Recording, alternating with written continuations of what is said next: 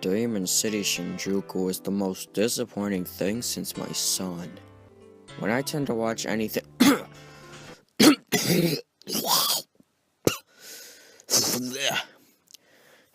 Sorry about that. When I tend to watch anything anime action related, I expect one of two things. A compelling plot with deep and in-depth characters, and also some killer action. So when I decided to review a rather obscure anime film, I looked online for some to check out. A lot of the top 10 lists had Ghost in the Shell and Akira, and while those are both amazing, again, I wanted something more unheard of. I started to see the same titles pop up, but then I saw Demon City. I'll admit that it was mainly the title that made me want to watch it. I mean, come on, Demon City. That sounds like stupid fun. But then I watched it, and while it isn't bad, it's just disappointing. I expected my balls to explode watching a movie with a title like Demon City, but was left underwhelmed. You probably want to know what it's about.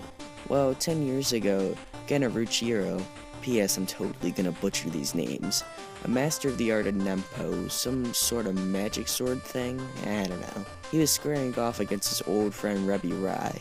Rebi sold his soul to the demons of hell for incredible powers, but in return he needs to open a portal to hell in the city of Shinjuku. In the end, after a long fight, Rebi Rai kills Gennaruchi.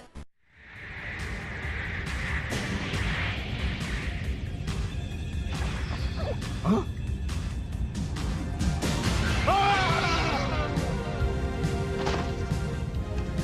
And succeeds in opening the portal, practically destroying the entire city.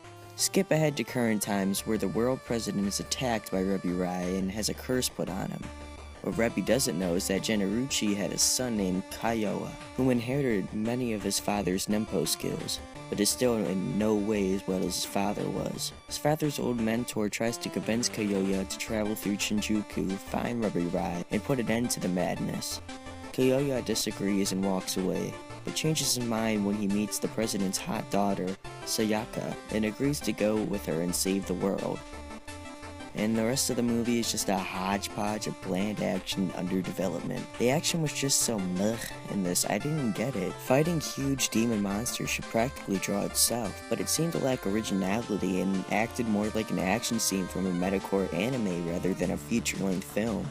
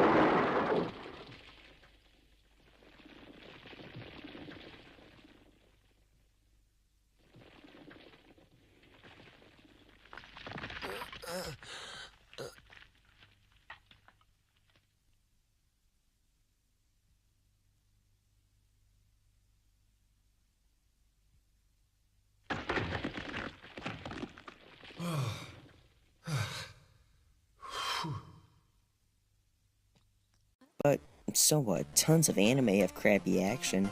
I only watch them for the characters and their deep and touching backstories. I love caring for them and worrying if they'll make it and have a happy ending. If you're the type of person to say that, then trust me and watch something else. You've no idea what you'd be up against in there.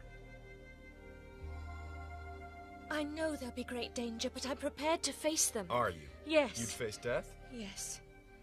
Don't doubt my courage. Forget it.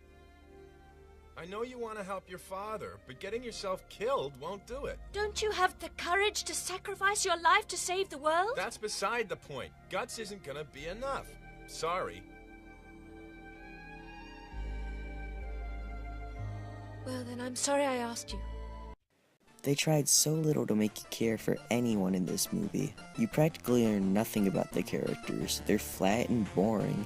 Kyoya says something like he's a beginner in the beginning of the movie at Nebu, and somehow he's able to master it by basically fighting one demon.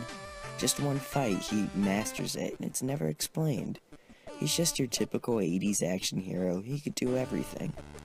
And by the way, the dubbing in this is really bad. I had to do research just to make sure this wasn't some type of fan dub. Is real. The rest are illusion.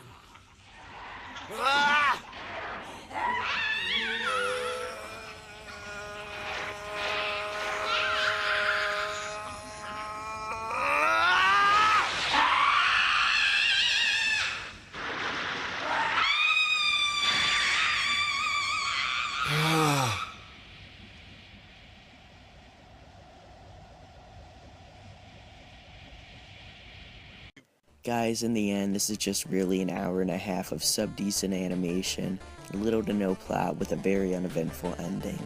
Characters are constantly introduced, never to be seen again. And did I mention it's just bland? It's like oatmeal bland. If you've seen it, tell me how you liked it, and if you haven't seen it, maybe watch it. Or go watch Akira, because I love that.